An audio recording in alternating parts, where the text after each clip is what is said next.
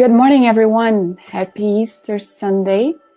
We are here connected at our Conscious Living Spiritist group page, and we thank you for participating online with us this morning as we open our studies to reflect a little bit about this date specifically, and also the topic at hand with renewing attitudes, as you can see on your screen right now.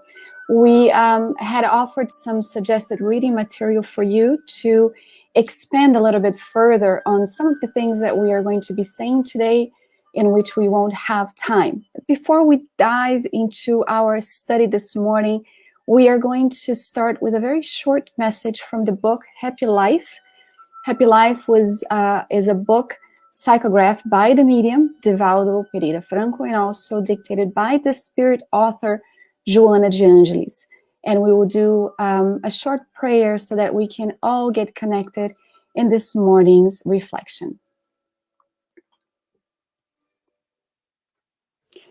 Be tolerant of others' flaws and do not expose them to the festival of gossip. We all make mistakes. Wise are those who, when they err, learn to act correctly. Should someone fall, offer your hand instead of criticism. Nobody fails intentionally, and when they do, ignorance, their cruel enemy, gains the upper hand. Even then, the one who has failed needs assistance and not reproach. Very beautiful message that opens this morning for us to invite you also who is just joining to close your eyes if you wish to. Definitely open your heart and elevate your thoughts to our Father above as we give thanks for the day that we have before us. This beautiful morning of Easter Sunday, in which we are connected heart to heart through the blessed technology, which allows us to not only be connected with those whom we love, but also our brothers and sisters that we are yet to meet via the internet as we have right now.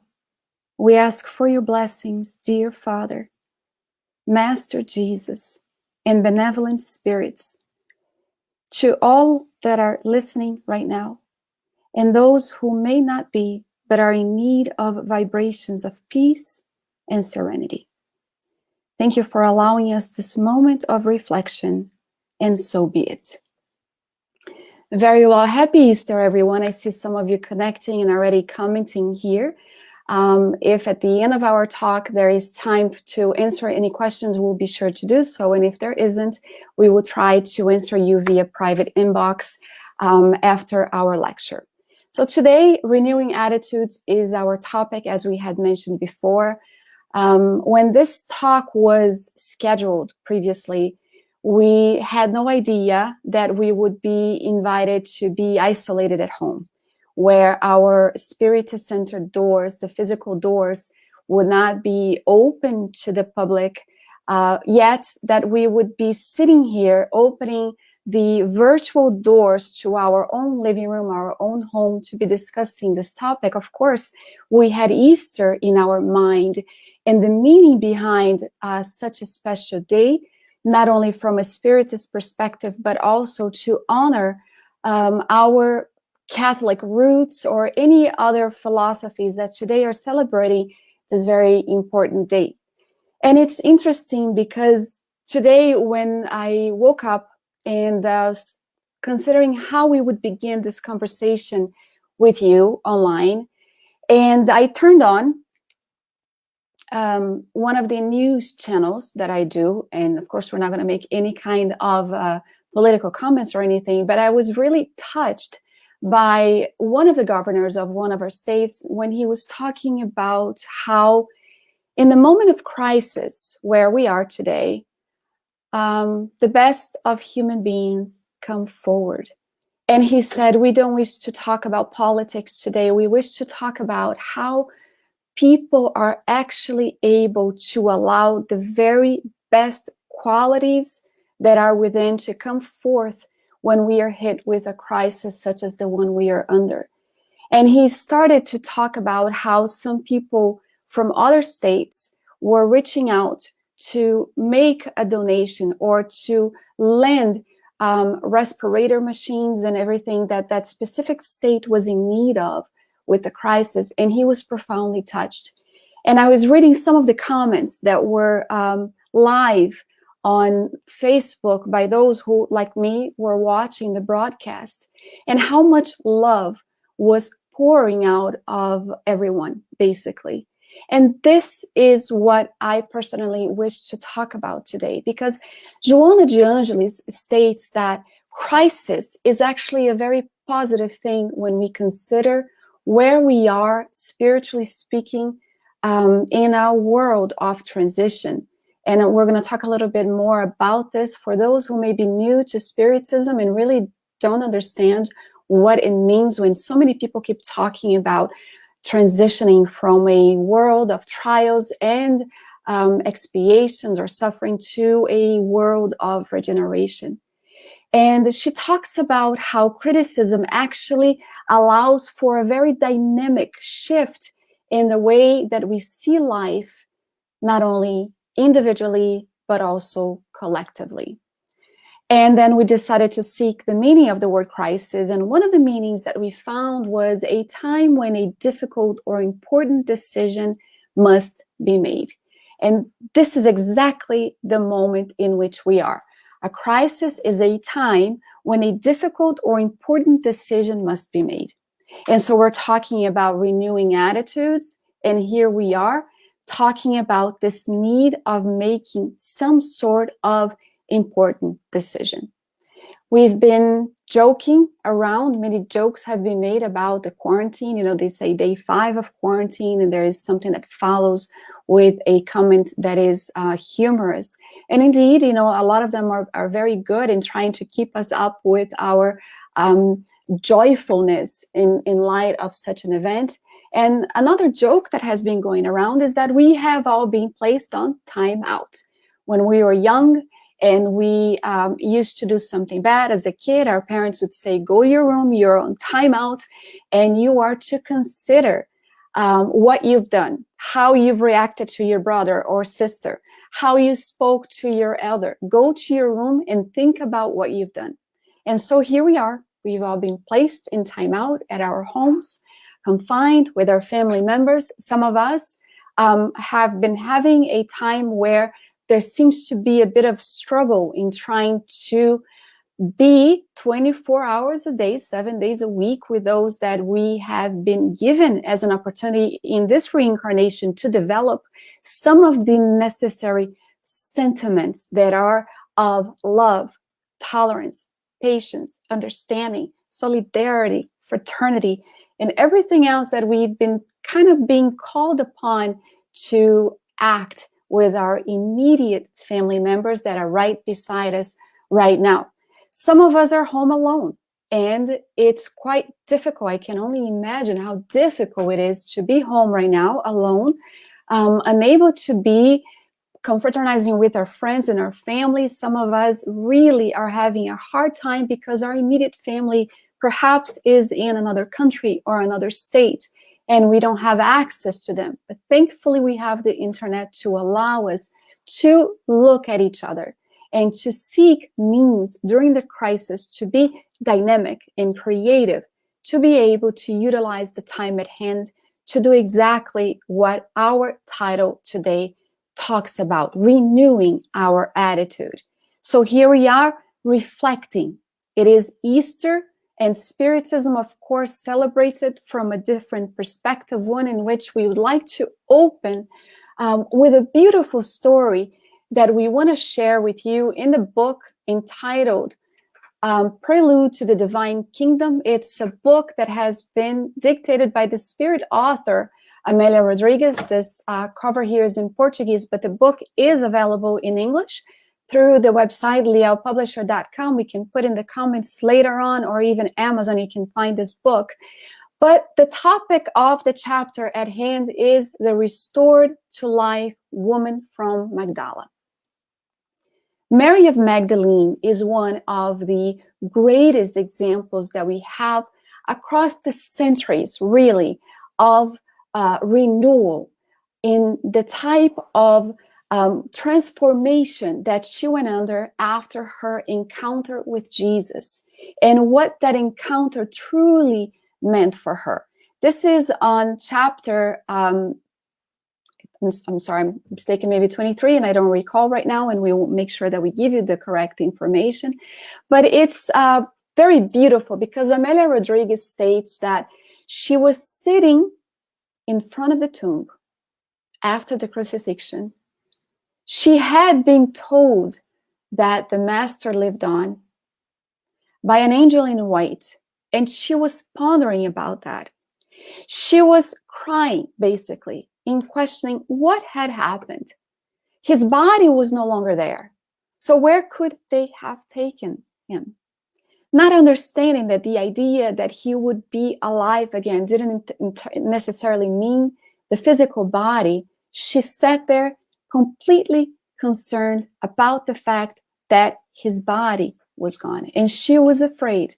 She was afraid. She was also impacted, profoundly impacted with sadness from the events of the last few days that had been so painful, not only to the disciples, but also to her at that specific moment, to her. It didn't make sense what had happened. And then, as she's sitting there, Amelia Rodriguez narrates that it happened quite fast. It was as if a breeze went by her. It was magical.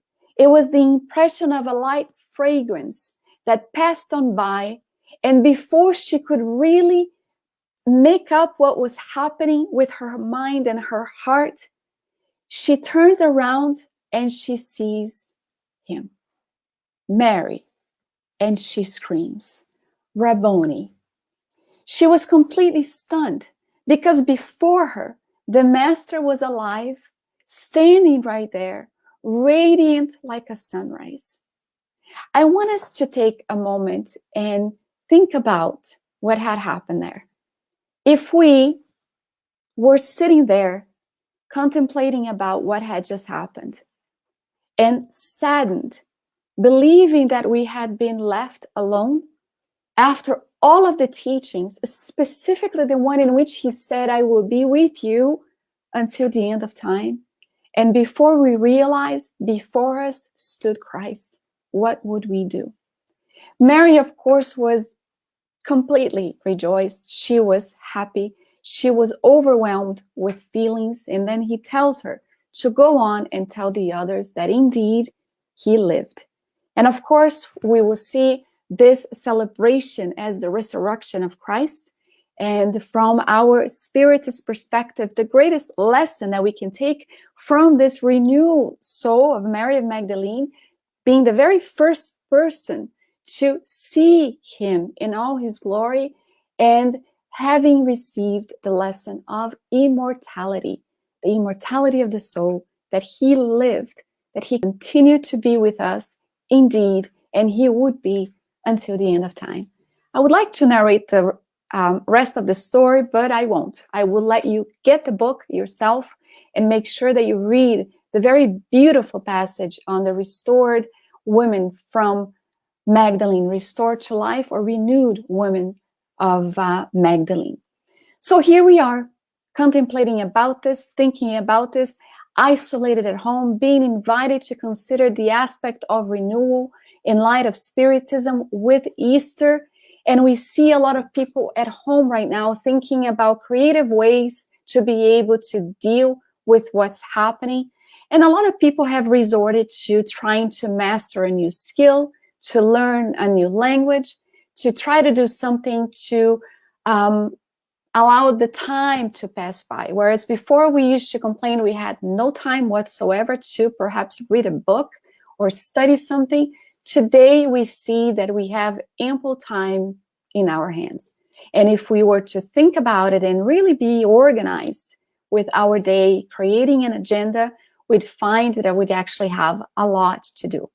But Joanna de Angeli tells us that there is something that we should be doing that we haven't done yet. And before we try to master a new skill, She talks about the need for self-mastery.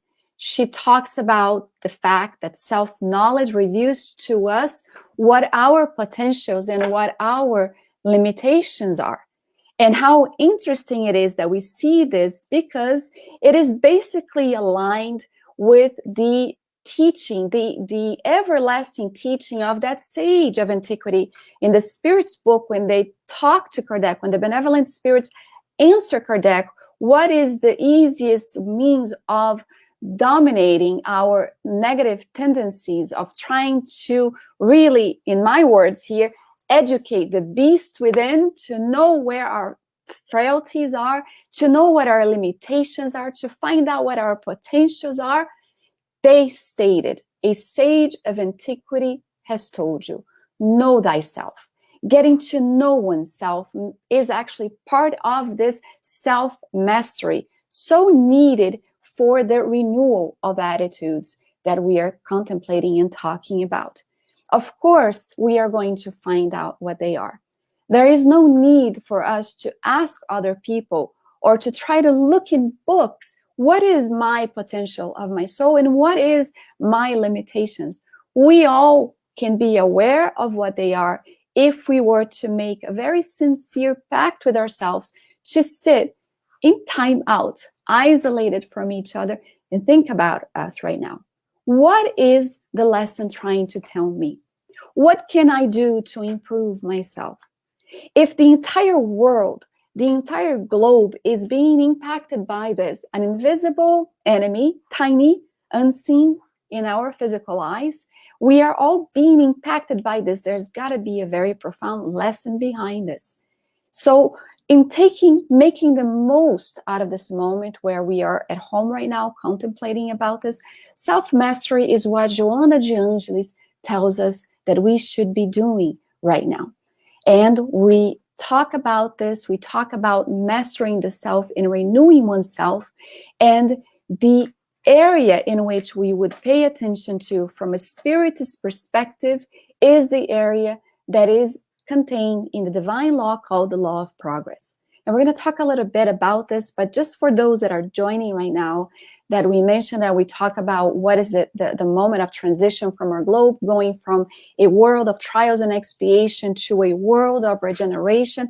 We wanted to bring to your attention what this means so that we are actually aligned with our thinking here. And basically, on chapter 18 of Genesis, the miracles and predictions according to Spiritism, on items 27 and 28, Allan Kardec brings us on this specific book, Genesis, once again, that the present age, of course, this is less than 160 years ago, that a little over 160 years ago that he writes this.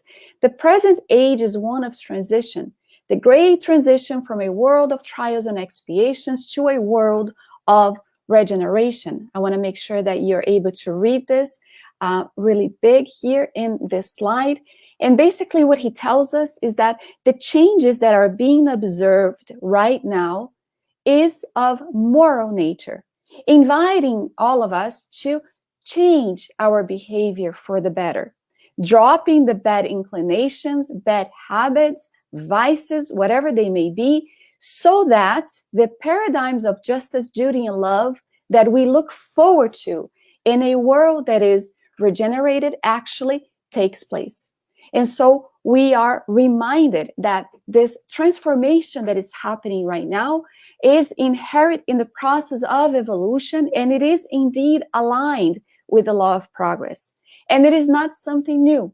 As a matter of fact, if we look in the Gospel of the Gospel of Mark, chapter 13, we are going to see Jesus describing the signs of a future times after the painful events that would take place, indicating a different period of evolution, of progress for humanity.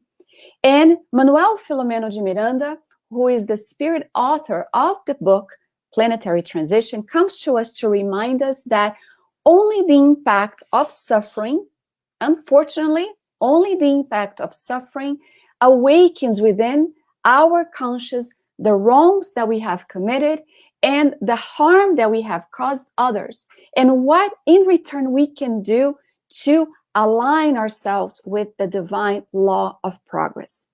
Reincarnation is the greatest proof of the love of God for his children, because it gives us this opportunity to be able to do better, to make up for wasted time. We want to call it that, maybe not, but to make up for lost time from a previous existence.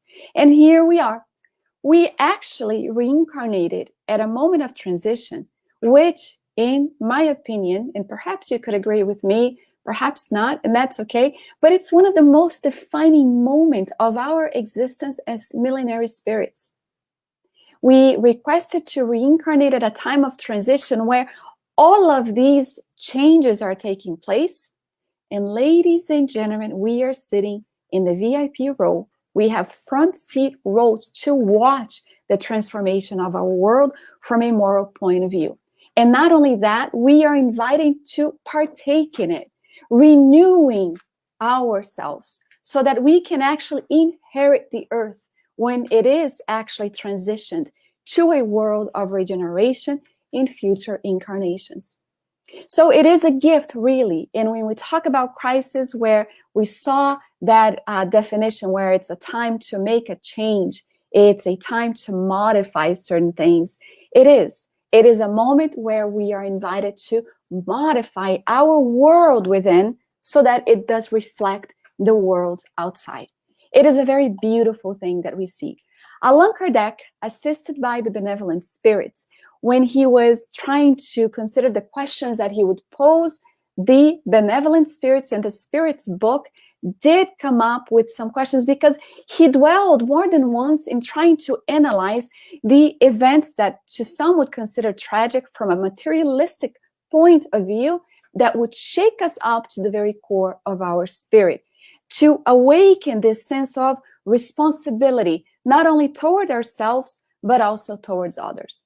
And this is perhaps what led to the many questions, and also to the benevolent spirits exposing us the moral laws contained in part 3 of the Spirits book, but also in the very beautiful book, The Gospel According to Spiritism, where we see the spirit Lazarus telling us that the time right now calls for duty. And then he goes on to explain what duty truly is. Duty is an individual's moral obligation, first towards himself or herself, and then others immediately thereafter. Duty is the law of life. It is found in the smallest details as well as the loftiest acts. I want to speak here only about moral duty and not the type imposed by the professions. So here we are. In the aspect of duty, in the aspect of responsibility towards oneself and immediately towards others, we reflect about the fact that we are home, and we are invited to reflect about our lives, to reflect about our families and relationships that we have, to occupy our time with what is productive, to consider the need to be solidary, because solitary alone doesn't necessarily mean that we cannot be solidary. And while we may not be able to go out and act in charitable actions that we've been accustomed to, perhaps visiting nurse homes, or perhaps assisting the homeless, we are able to conduct prayers, to conduct vibrations, to work in our own home, to clean the dust within our own souls, to see what needs to be realigned, to see what needs to be reorganized, to see if we are resonating in a very forgiving and tolerant way, not only with others, but also ourselves. It is very beautiful to consider this, because although the entire globe may not be considering this, we, with the Spiritist teachings, this beautiful body of knowledge that we have at our hands, actually should be making the most of our time in considering all of this. And today we are going to invite you to reflect a little bit with Emmanuel. We chose two of the books from the series Living Spring. One is the book Our Daily Bread, and the other is the book entitled Living Spring, also from the same series, in which Emmanuel comes to tell us that necessary renewal is where we are right now at our existence. He will say, our need of not quenching the spirit, as told by Paul in the first letter to the Thessalonians, chapter 5, verse 19, in which they tell us that there are brothers and sisters who leave the earth through the same door of ignorance and indifference that they had entered it. As disciples look back on the activities of each day, they should ask themselves, what have I accomplished? Have I accentuated the traits of the inferior individual of yesterday? Or have I developed the lofty spiritual qualities that I want to retain tomorrow? Beautiful, beautiful reflection on necessary renewal, where we are home and we should be asking these very same questions posed by Emmanuel as he tries to explain the passage contained where Paul tells us that we shouldn't quench the spirit. So here we are where we should be able to look back at our activities. And I will go as far as saying not only of the day, but also of our lives prior to this crisis. And the planning that we have going forward when the crisis is over, because it will pass. Whether it takes 60, 90, 120 days, it's going to pass. And basically, the moment of reflection where we're talking about renewing our attitudes really does have to do with revising, reviewing our life up until now. Changes can be made little by little. We're not talking about an overnight type of change of mind. Perhaps this is why we are being given such a long time right now in quarantine to think about this. If we look at it from a moral perspective, and I know there is a lot happening financially, physically, emotionally, spiritually with a lot of people that are suffering. And so the posture of the spiritist or the spiritualist that is aligned with religiousness, not religion, but religiousness, that which connects us to God, is basically to try and take a message, living message that is of renewal, of peace, of serenity, of instruction, and also of love.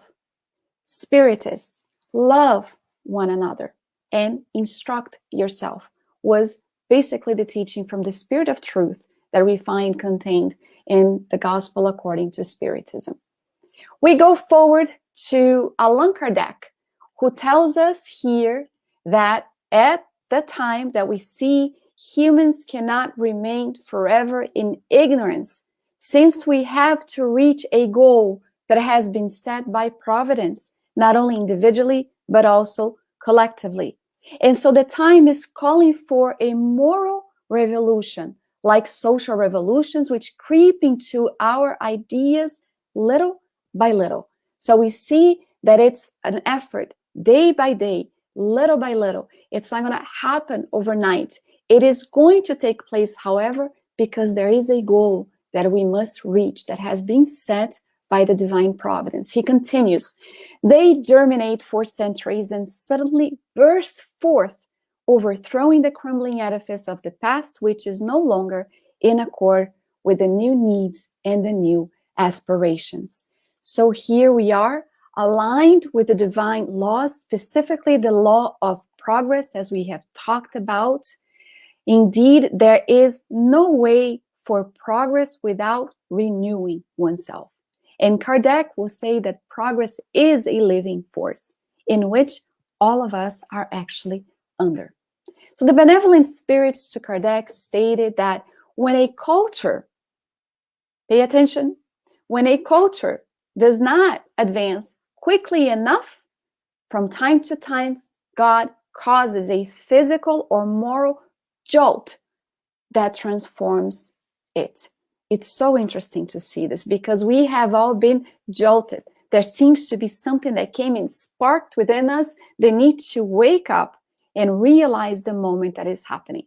The movement in the world has been quite beautiful because it seems that more and more we see postings on Instagram, posting on Facebook's aligned with people saying that it's a new era that is opening up before us. And here we are incarnated in this very beautiful moment of our existence. Kardec was so impacted by the benevolent spirit's answer to him that he decided to ask this question right here, 784, what is the greatest obstacle to progress? In which the benevolent spirits answered, pride and selfishness. I am referring to moral progress, since intellectual progress is always occurring. It's interesting to see this because we realize that although we may not have reached the climax, intellectually speaking, morally speaking, we have reached it intellectually speaking. I mean, the findings that we have, how beautiful that a crisis like this actually motivates scientists to seek for answers, to search for ideas. But at the meantime, we are also seeing people developing qualities that before lay just dormant, asleep, not really awake to the full potentials of the soul. This is actually what we're seeing. And Kardec makes a comment on this question right here that was answered by the benevolent spirits as the aspect of intellectual progress always occurring. He says, throughout the century, intellectual progress among civilized cultures has received all the stimuli it could desire and has reached an unprecedented level. Today, in 2020, that is the truth. Moral progress has also occurred, although not at the same rate. If we compare the social customs of a few centuries ago with those of today, we would have to be blind to deny that there has been progress indeed.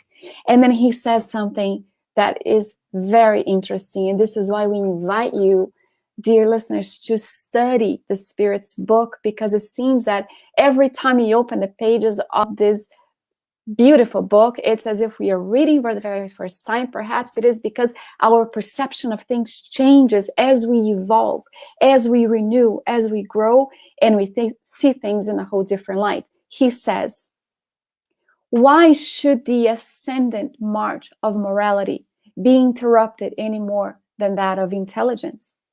Why should there be not as a great difference in morality between the 19th and 24th century? Look at what he's saying.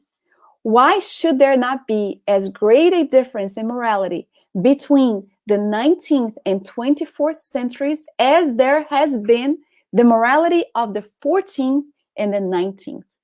How interesting to think this. He says, to doubt this would be to assume that humanity has reached the apogee of perfection, which is absurd, or that it is not morally perfectible, which has been disproved by experience. He makes this analysis between the 19th and the 24th century. We actually are in the 21st century.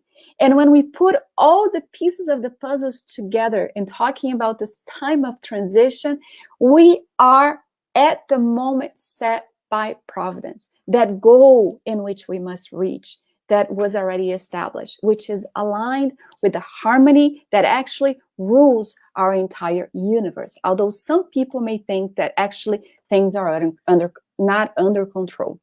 So Emmanuel comes back to us and, talks about a very beautiful message in Living Spring, message 107, which is called, Let Us Renew Ourselves Each Day, in which he tells us that one of the ways that we can renew ourselves each day is by accepting the problems of the world and overcoming them by the means of the power of our labor, and serenity is the best formula for acquiring discernment. Beautiful, beautiful. Accepting the problems of the world, which entails at times pain, sacrifice, affliction, which are all process of spiritual renewal in which God offers us to be able to allow for our spiritual vision to increase. So we start looking ahead for the future from a moral and immortal perspective. Things take on a whole new meaning. We see this moment as a passing phase. one that is necessary, and which all of us are calling to actually accept the problems of the world that perhaps all of us collectively have been responsible for creating. And all of us collectively are being called upon to actually modify it, renewing our world within, making an impact in the external world that we love, that we have come to call our own home.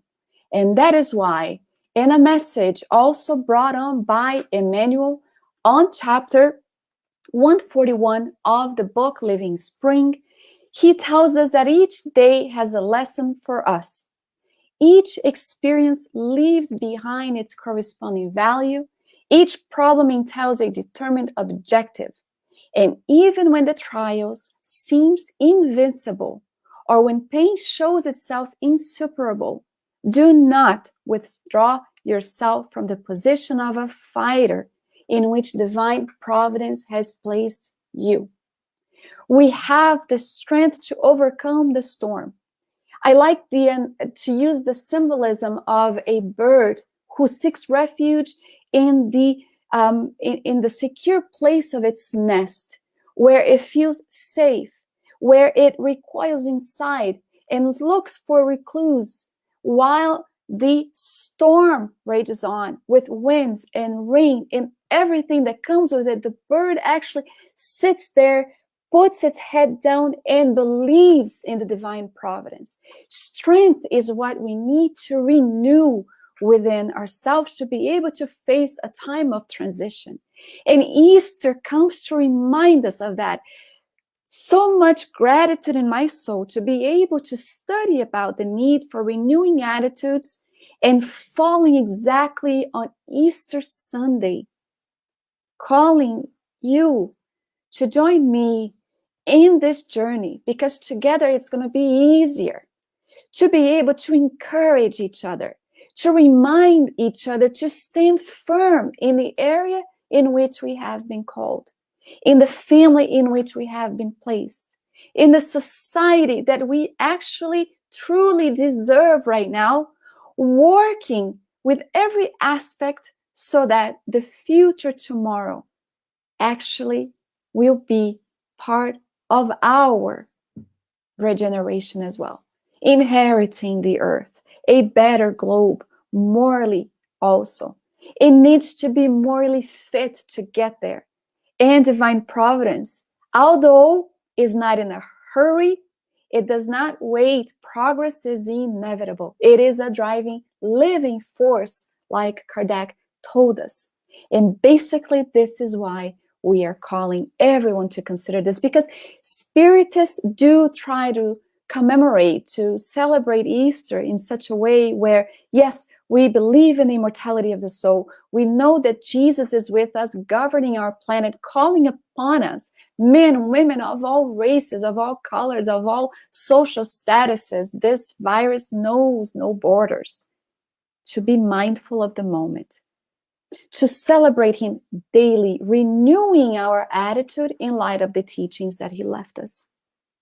Although we began with the resurrection of Christ, we wish to finish our reflections today talking about a very beautiful story contained in the book that is about to come out in a month or so, which is also narrated by the spirit author, Amelia Rodriguez. And the title of the book is Till the End of Times. It is about Dmoz, and it's called Dmoz, Repentance and Renewal. Dmoz was actually one of the criminal thieves that were placed beside Christ. When we see the three crosses, it was at that moment that Amelia Rodriguez starts narrating us the story behind Dmoz. She tells us that when Jesus was crucified, he had two thieves for company, as if to characterize him in the same manner as a criminal.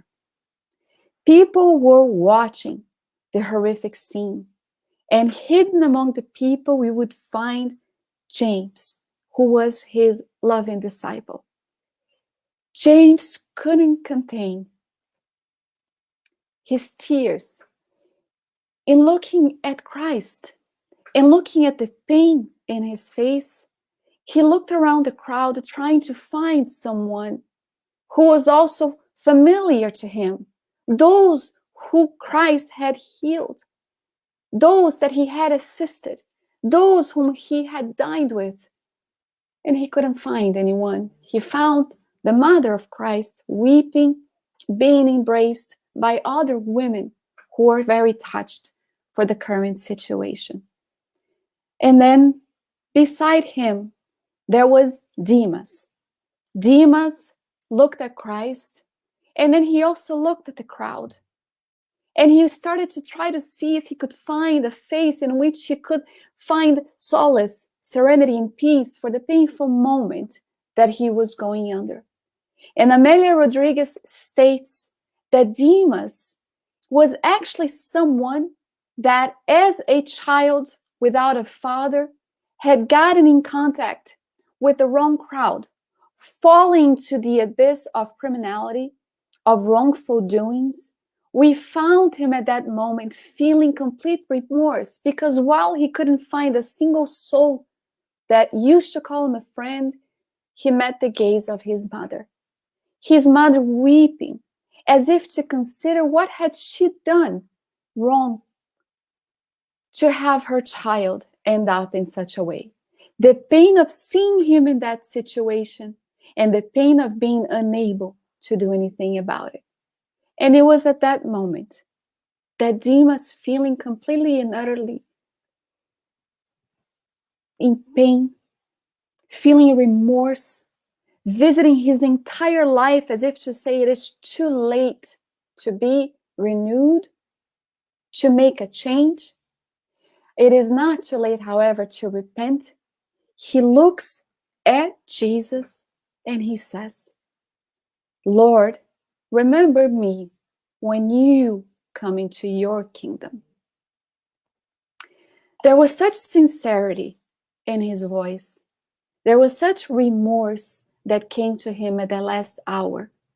In recognizing all that had happened, Jesus looked at him. In trying to take away the agony that he was feeling, with the power and the vibration of his eyes, he stated to Dmoz, truly I say to you, this day you shall be with me in paradise. It is quite hard to narrate a story from Amelia Rodriguez without placing ourselves there. Yesterday, my husband and I were talking about the wrongdoers of society.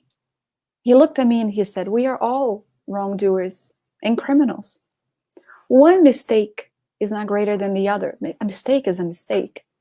And we've reincarnated, being invited to renew ourselves, to dedicate our lives for service, duty, immediate responsibility towards oneself and towards the other. Reminding me yesterday that we have been called to do exactly that, to consider about our mistakes, but consider them as learning experiences.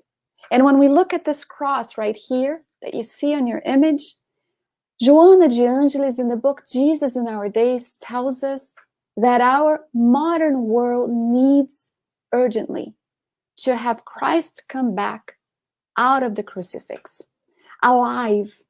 If we want to talk about resurrection, we can, but we can talk about him being present as an immortal, pure spirit who came and stayed with us and will until the end of time out of love, calling all of us right now, calling each and every one of us right now to awake, to be of courage, to renew oneself and advance towards him. Come what may. Believe that he is with us right now. Know in the heart, in the sincerity, in the depth, when you are seeking recluse within yourself at home, whether with your family or alone, seek him.